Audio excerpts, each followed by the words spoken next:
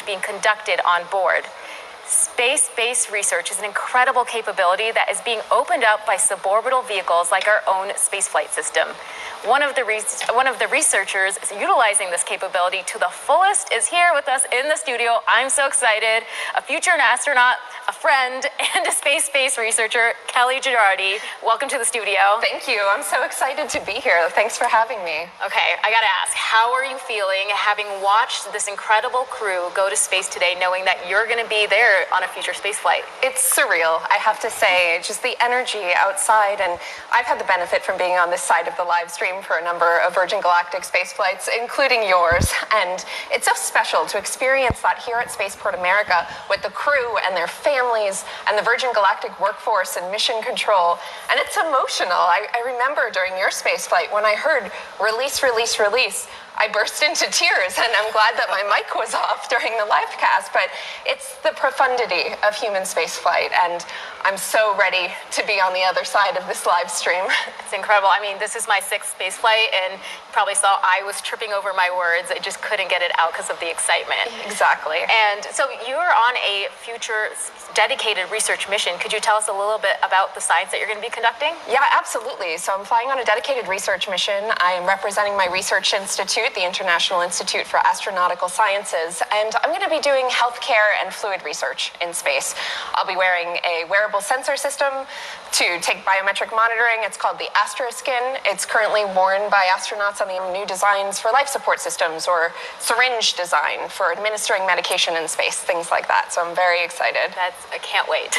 Me too. I cannot wait. So what role do you see suborbital vehicles like VSS Unity playing in future research? Yeah, it's critical. I mean, this is a new era of access to space, and there is a tidal wave of scientific research that can benefit from this platform. You know, we've done a lot of work, a decade of work here on Earth, iterating with payloads, payload operations, technology iteration, international collaboration, parabolic flight campaigns where the aircraft takes that roller coaster profile here on Earth, where you get short bursts of microgravity. That's amazing for quickly iterating on technology, but to really validate it, you need high quality microgravity and you need longer duration exposure to microgravity. You need to be in space. And so I'm really looking forward to the availability of Virgin Galactic as a platform, not just for the scientific community, but for academia, for students, for so many. So I'm so excited to get to be a part of that. Yeah, absolutely. So I know you did not plant this question. Everyone watching should not plant this question, but Kelly, I loved your book, not necessarily rocket science. I did not plant that question. But part of the appeal of suborbital vehicles is really opening up the aperture of who can do science and technology. And this is just another science lab for people. Can you talk about some of the other research fields that are utilizing these kinds of capabilities, maybe even at IAAS? Yeah, absolutely. It's really multidisciplinary. It's not just colleagues who are doing research related in space, related to the quality of human life here on Earth, human health and well-being, whether that's biomedical or pharmaceutical research, or even new ways to approach telemedicine or, technical instruction for remote or extreme environments. I just think those are use cases that are so compelling and interesting to me to really use space to benefit life here on Earth. It's absolutely amazing. And I love how you speak about this industry because you've been an advocate and a part of this industry for a while. And can you talk about what drew you to the commercial space side? Yeah, absolutely. I have long been an evangelist for the commercial spaceflight industry, and I've really been inspired by it. I have a deeply rooted belief in the potential of this industry to open up access to space, to truly democratize access to space, certainly for science communities and for the research community like myself and the crew of Galactic 01. But also for civilians of all disciplines. I really do believe that the space age is a broader cultural movement and that our next giant leap will require the talents of artists, engineers, and everyone in between. Space is our shared past and our shared future, and that's why I wrote not necessarily rocket science. Okay, well, we're going to be getting to landing soon, but I wanted to ask if you had any parting thoughts before I release you to go cheer on the crew as they return to Earth. Yeah, just awe, excitement. I'm sure you can tell. I'm just, it's amazing to be here. And just deep appreciation for all that goes into this and all that this means. I know this is the beginning of routine and regular commercial operations, but to me, it will never get old. Oh my God, thank you so much for joining us here. I'm going to run down and welcome that crew back. Kelly. Thanks. All right, this is just an absolutely exciting time for the research community. I mean, the excitement off of Kelly is just palpable, and I can't wait for us to be cheering her on as she does her research in science and space soon. So let's check in with our crew on their descent back to Earth. Absolutely. So we are just over 11,000 feet. For those of you here on site, Unity just crossed over the field and is making another circle around in the pattern. Beginning those landing approach, passing the waypoints that we've designated as part of our energy management plan. So the pilots have joined up with Chase in the pattern, and they're discussing that energy management plan. They're going to be landing today on runway 34. That means from south to north.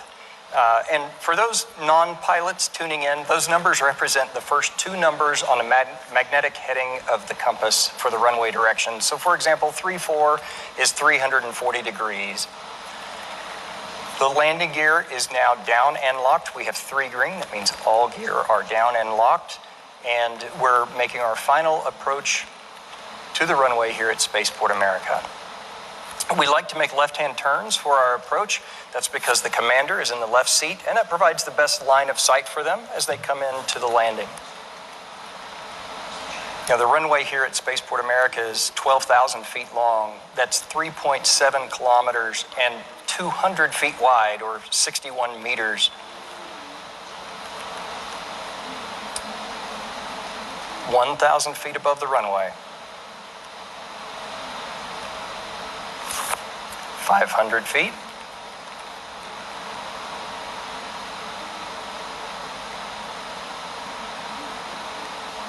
Over the threshold, that's the beginning of the runway.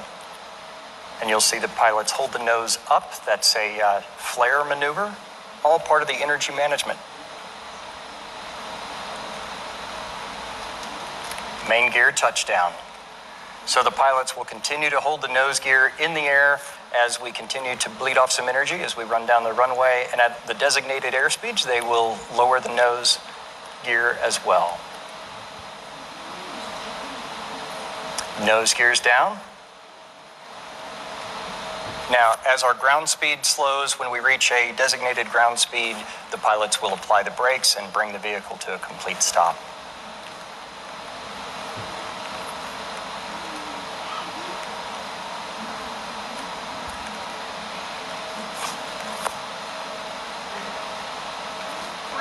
All right, braking now.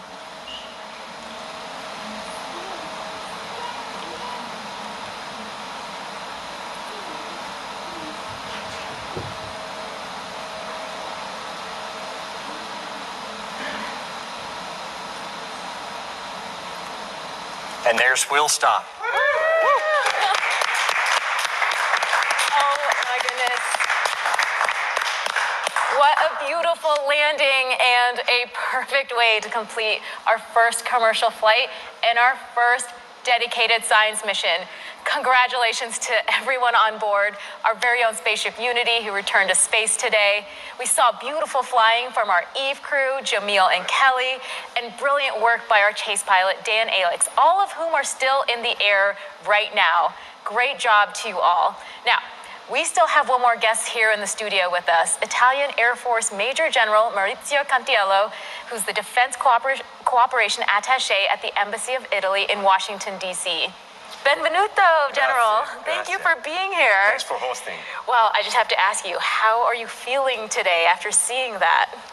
Well, it's a strong joy, a deep joy, and also a sense of achievement and gratitude for everybody making it happen. And, you know, it's a particularly important moment for the Italian Air Force. With this flight, together with other things we're doing, we're progressing a lot into space capabilities because it's very important for the Italian Air Force to be able to progress in competence and capabilities in the space domain as a key enabler of the space economy, which is very important for Italy as well. And that could provide different forms of space access. And as you know, our mission is to protect and defend. So by law, Italian Air Force is responsible to defend the skies of Italy. To defend the skies, it's a very important mission. And to be able to do it, we must know well, because you cannot protect what you don't know. So for us, increasing our knowledge and our competence in this field is paramount for the defense of Italy. So we are grateful to Virgin Galactic for having us here and giving us this possibility to work together. We are grateful, of course, to the Italian National Research Council, where we work together for the experiment. And of course, we are grateful to our nations, Italy, to invest in this very important endeavor. And to this great host nation, the United States. We are very good partners and allies. So everything happening here has a profound significance for the bond, and the ties between the United States and Italy as well. That's absolutely incredible. Is there anything you want to say to the crew, to the teams on the ground, and also to just the people in Italy watching from their homes, cheering everybody on? Absolutely. I would like to express a deep gratitude. First of all, to God, to make it all happen. And, I was a little bit concerned, not for safety, but for the health of my friends, because they were all good friends. Not just the pilots, but the crew as well. So thanks for that. And also thanks to Virgin, thanks to the pilots, thanks to the team, the ground team, thanks to the specialist, and also, of course, thanks to our institution, our governmental institution. Because today we saw something which is very important. Hopefully spent in space. Yes. Thank you for joining us in the studio today. Thank you. Bye. Thank you. Incredible. Thank you to everyone on the ground here at Spaceport America who made this day possible. We cannot wait to hear about the experience from our mission specialists and to see the results of the experiments conducted on board. We will be continuing the celebration here as we await the arrival of all the other vehicles. Wherever you are on planet Earth, we thank you for watching. We'd love for you to join one of our upcoming future missions. Please join in on the celebration via social or head over to our website to learn more about this mission and how you can embark on your own journey to space. Ciao.